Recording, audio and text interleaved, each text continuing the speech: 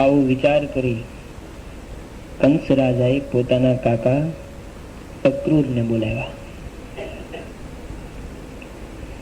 અને બોલાવીને કહ્યું, કાકા, મારો કાળ જે છે એ ગોકુળમાં છે.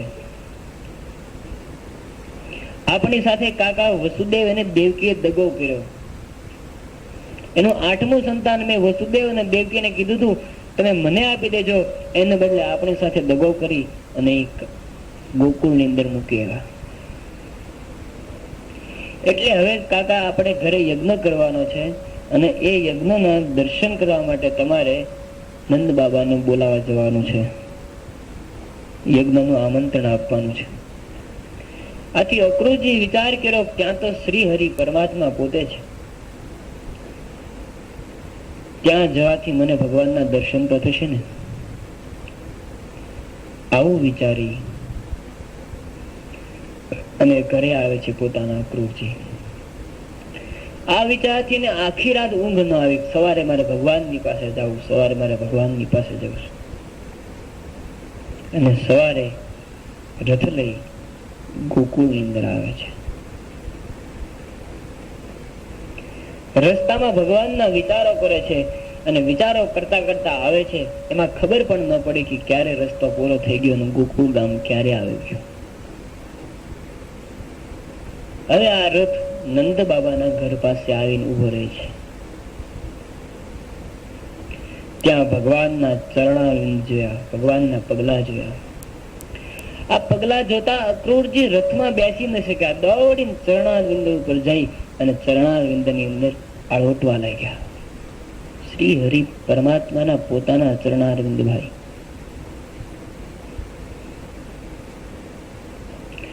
અક્રૂરજીનો એવો સંકલ્પ હતો કે પરમાત્મા ગ્વાલ બાલની સંઘમાં, ભગવાન ગાય દોવાની તૈયારીમાં હોય ત્યારે એના ઘરે જવું છે.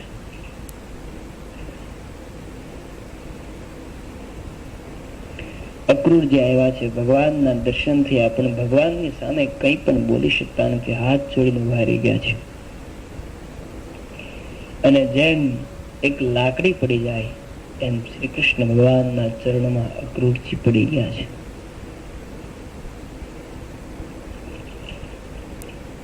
ભગવાન ઉઠાડે છે, પણ અક્રૂરજી એમ વિચારે છે કે જ્યાં સુધી મને કાકા કહીને ના બોલાવે ત્યાં સુધી એના ચરણમાંથી મારે ઉઠવું નથી. ભગવાને કીધું, આપ ઉભા થાવ, પણ અક્રૂરજી ઉઠતા નથી. પછી ભગવાને વિચાર કર્યો કે આને કાકા થવું છે. એટલે પછી ભગવાને કીધું, કાકા હવે તો ઉઠો. અને અક્રૂરજી તરત ઉઠ્યા. અને અક્રૂરજીને આનંદ થયો કે આજ ભગવાને મને કાકા કીધો. કોઈ પણ મોટો માણસ હોય, મુખ્યમંત્રી, એ અહીંયા આવી અને આપણને કોઈ તમને એમ કોઈને કે કેમ છો માછી, મજા, એટલે તમને એમ થાય કે મારા મુખ્યમંત્રી મને માસી કીધા. અને કોઈ ગરીબ માણસ ફાટેલ તૂટલા લુગડા નામ લગર વગર હોય અને કેમ છો માસી, હું તારી માસી થાવ છું, તો તું મને માસી કે ઓલાની તું થા છો. એટલે સન્માનિત વ્યક્તિ હોય, ઊંચી પદવી ધરાવતી હોય, એ આપણને આમ સારા નામે બોલાવે તો બહુ મજા આવે. પણ ગરીબ માણસ આપણને સારા નામે બોલાવે તો તારી સાથે મારે છે કઈ સંબંધ. નરસિંહ મહેતાના પોતાના ભાઈ શું કીધું કે નથી ઊંચું રે આવ્યું તારા પા. આખું જગત જેને વંદન કરે અને પોતાનો ભાઈ જ આજ પોતાના ભાઈની નિંદા કરે છે. એટલે ભગવાન કાકા કહીને બોલાવે. અક્રૂરજી ઉભા થયા અને અક્રૂરજીને ખૂબ આનંદ થયો હોય. પછી નંદ બાબાએ અક્રૂરજીનું સ્વાગત કર્યું. આપ અમારા ઘરે પધાર્યા અક્રૂરજી, અમારું આંગણું તમે પાવન કર્યું.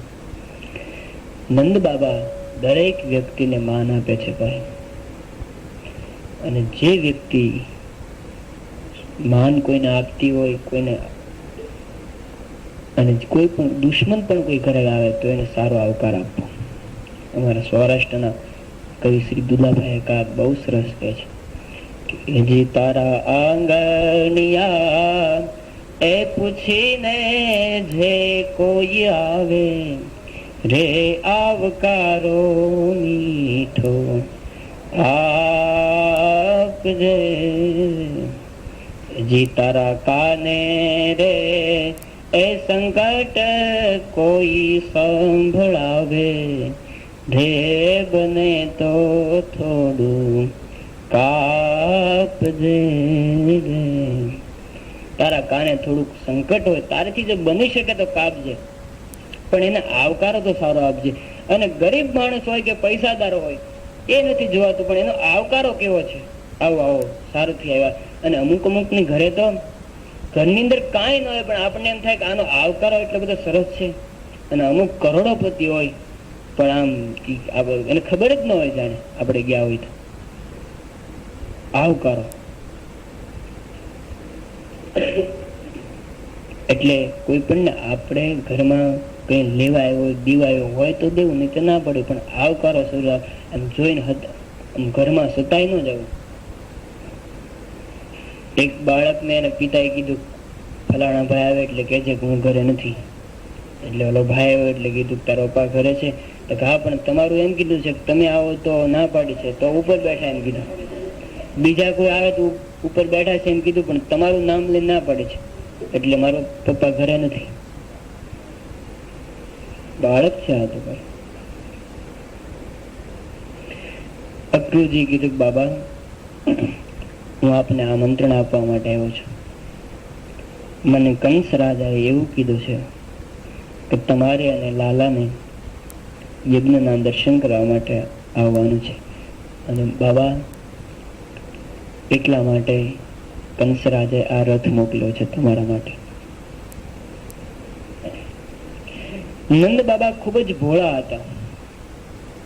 આથી એને આનંદ થયો કે વાહ, કંસ રાજાએ મારે માટે આમંત્રણ રથ મોકલ્યો અને દર્શન કરવા માટે મને બોલાવ્યો. ખૂબ આનંદ થયો. નંદ બાબાએ અક્રૂરજીને કીધું અક્રૂરજી મને પણ એવી ઈચ્છા હતી કે મારે લાલાને મથુરા બતાવવું છે, અને ત્યાં જ તમે આવ્યા. હું આવતીકાલે હું અને શ્રી કૃષ્ણ અને બલરામ ત્રણેય મથુરામાં આવશું. હું ગાડામાં બેસીને આવીશ, તમે મારા બાળકોને રથમાં બેસાડજો. મારા બાળકોને આનંદ થશે કે આજ હું એક રાજ્યના રથમાં બેઠો.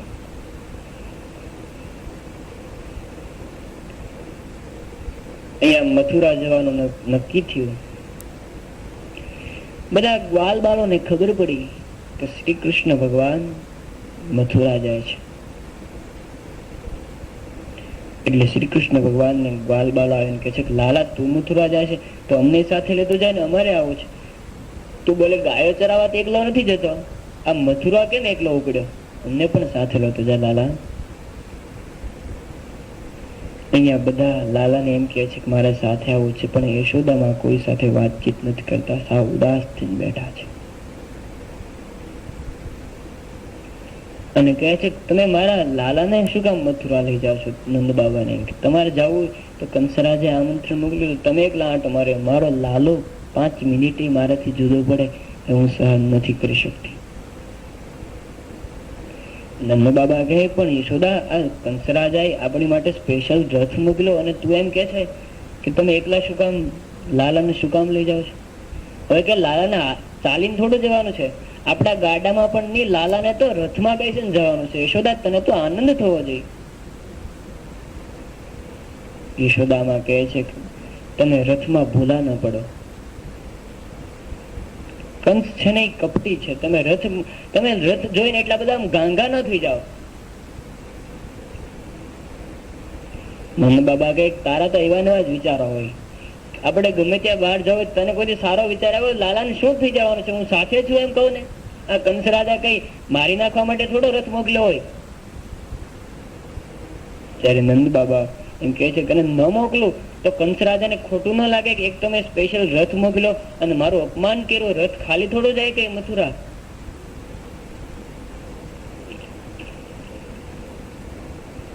યશોદામાં કહે તો પછી તમે એમ કહો તમે ક્યારે પાછા આવશો?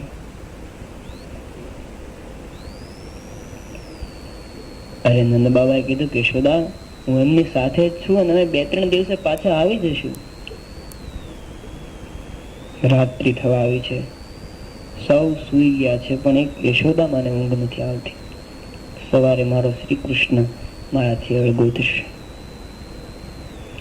તે ફળિયામાં જઈને એકલા એકલા રડવા લાગ્યા છે. અને રાત્રિના સમયે લાલો જાગ્યો અને જાગ્યોને જોયું તો પથારીમાં માં નહોતી. અત્યારે મારી માં ક્યાં ગઈ છે? જોયું તો માં ફળિયામાં એક જગ્યાએ બેઠી બેઠી પોતાના આંસુડાઓ કાઢતી હતી. માને રડતી જોઈ લાલો ફળિયામાં આવીને પોતાના પીતાંબરથી માના આંસુ લૂછે છે. માં તું કેમ રડે છે? માં તું જેમ કેમ કેવા કરવા હું તૈયાર છું, પણ માં તું રડીશ નહીં. ત્યારે માએ કીધું બેટા કઈ નહીં, તો તું કાલે મથુરા જવાનો છે ને, એટલે મારો લાલો મારાથી દૂર થાય એવું સહન નથી કરી શકતી, એટલે બેટા હું રડું છું. લાલાએ કહ્યું માં મારે જવું નથી, પણ મામાની આજ્ઞા છે એટલે જવું પડે છે. એટલે મારે તો નથી જવું, પણ મામા સ્પેશિયલ રથ મોકલતા હોય અને તું મને જવાની ના પડે એવું થોડું ચાલે. અને જો આપણે ન જાય તો પછી મામાને ખોટું ન લાગે.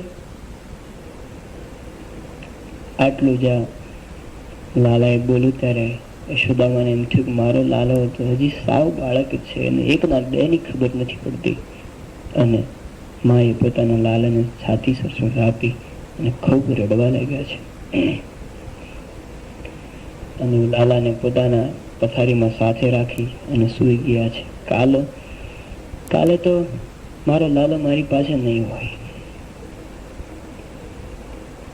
પ્રાપ્ત કાળે લાલાને તથા બલરામને જગાડી માના શરીરે સુગંધિત તેલ તોળે છે, પીતાંબર પહેરાવ્યું છે. આ યશોદામાનો છેલ્લો શૃંગાર છે ભાઈ. માં શૃંગાર કરતા કરતા રડી પડ્યા છે. આ જોઈ શ્રી કૃષ્ણ ભગવાનની આંખમાંથી આંસુ આવ્યા. આ બાજુ અક્રૂરજી રથ લઈને તૈયાર ઉભા છે. અને ગોપીઓને જયારે ખબર પડી કે શ્રી કૃષ્ણ ભગવાન ગોકુળ જવાના છે, એટલે ગોપીઓ અક્રૂર પાસે આવીને વાત કરે છે. અક્રૂરને કહે છે કે અક્રૂર આપ કેવા છો? આપ અમારા ગોકુળને ઉજ્જડ કરી નાખવા માટે આવ્યા. અક્રૂર, અમારી ગાયો જ્યાં સુધી અક્રૂર લાલાને ન જોવે ત્યાં સુધી પોતાના મોઢામાં ઘાસનું તળફલું નથી નાખતી. એ ક્રૂર, તમને અમારો તો ઠીક પણ ગાયોનો નિશાસો લાગશે.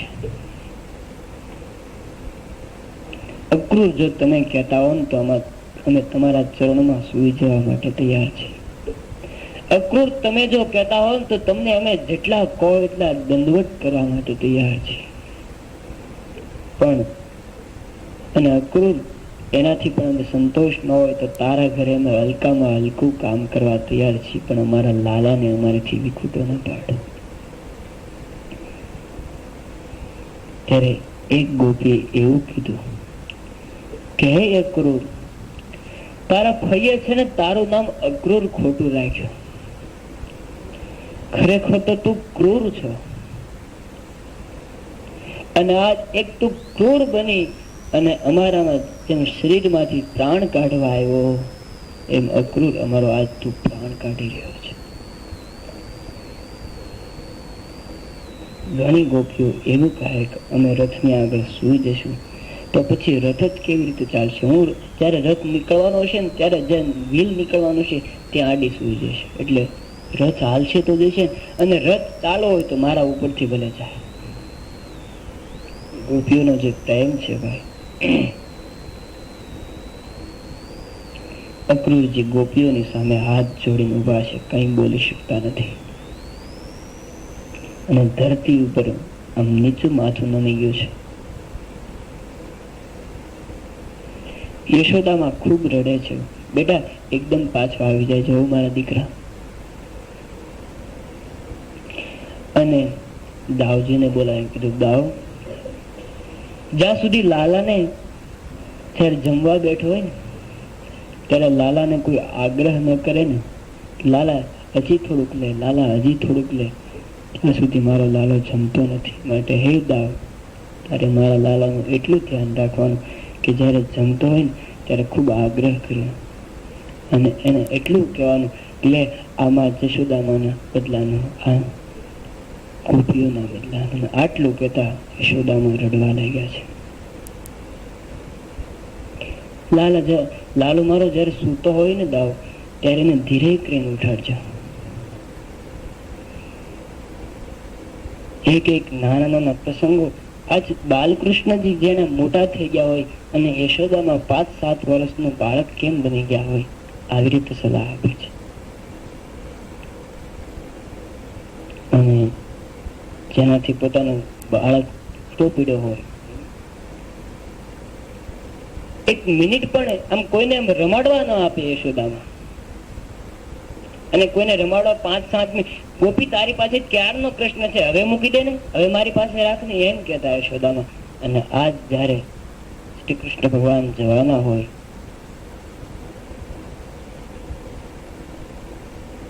શ્રી કૃષ્ણ બલરામ રથમાં બેઠા, રથ આગળ ચાલ્યો. ત્યારે જયારે રથ ચાલ્યો ત્યારે પાછળ યશોદામાં રડે છે, ગાયો પણ રડે છે કૃષ્ણ ભગવાનના વિરહમાં. ગાયોના આંખમાંથી અશ્રુની ધારા વહેવા લાગે છે. આજ ગોકુળના પશુઓ રડે છે,